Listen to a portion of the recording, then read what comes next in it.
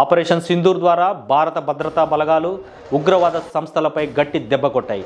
ఈ ఆపరేషన్లో జైషే మొహమ్మద్, లష్కర్ తోయిబా, హిజ్బుల్ ముజాహిద్దీన్ వంటి సంస్థల ప్రధాన స్థావరాలను ధ్వంసం చేయడం ద్వారా భారత ప్రభుత్వం ఉగ్రవాదాన్ని అడ్డుకునే కట్టుదిట్టమైన ప్రయత్నం చేసింది. ఈ దాడుల నేపథ్యంలో భారత ఏజెన్సీలు మరింత అప్రమత్తంగా మారాయి. ఉగ్రవాదులు తమ శిబిరాలను మారుస్తూ కొత్త రహస్య స్థావరాలు ఏర్పాటు చేసుకుంటుండడంతో భద్రతా సంస్థలు వాటిని గుర్తించి ముందస్తుగా నిర్వీర్యం చేయడానికి రంగంలోకి దిగాయి.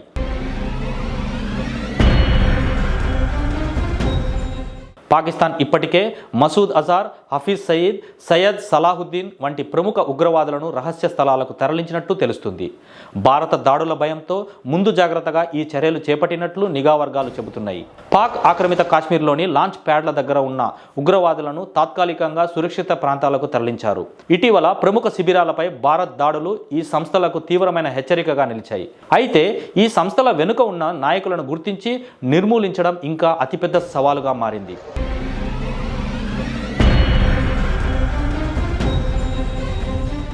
ఆపరేషన్ సమయంలో 300 మందికి పైగా ఉగ్రవాదులు హతమయ్యారని అంచనాలు ఉన్నాయి. బహవల్పూర్ దగ్గర జరిగిన వైమానిక దాడిలో మసూద్ అజార్ కుటుంబానికి చెందిన 10 నుండి 13 మంది మృతి చెందినట్లు సమాచారం అందుతుంది. దీంతో తీవ్రంగా కలత చెందిన అజార్ తన ప్రాణాలు తీసుకుపోవాలని చెప్పినట్టు ఇంటెలిజెన్స్ వర్గాలు వెల్లడించాయి.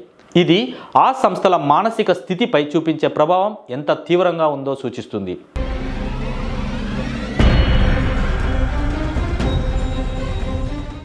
పాకిస్తాన్ ఇప్పటికే పంజాబ్ ప్రావిన్స్ను ప్రధాన కేంద్రంగా మార్చే ప్రయత్నాల్లో ఉంది. ఖైబర్ పఖ్తూన్ఖ్వా ప్రాంతంలో తాలిబాన్ల ప్రభావం పెరగడం, తెహ్రాన్ ఈ తాలిబాన్ కారణంగా అక్కడి శిబిరాలు మూతపడ్డాయి. ఫలితంగా ఉగ్రవాదులు పంజాబ్ లేదా పీఓకే ప్రాంతాలకు తరలించారని అంటున్నారు.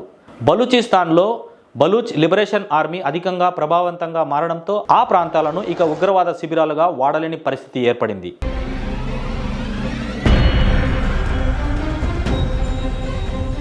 పాకిస్తాన్ ఇప్పటి వరకు చిన్న స్థాయిలో ఉన్న శిబిరాల ద్వారా ఉగ్రవాదులకు ఆశ్రయం కల్పిస్తున్నట్టు నిఘా వర్గాలు భావిస్తున్నాయి. అయితే భారత భద్రతా బలగాలు ఈ మార్పులన్నింటినీ నిశితంగా గమనిస్తున్నాయి.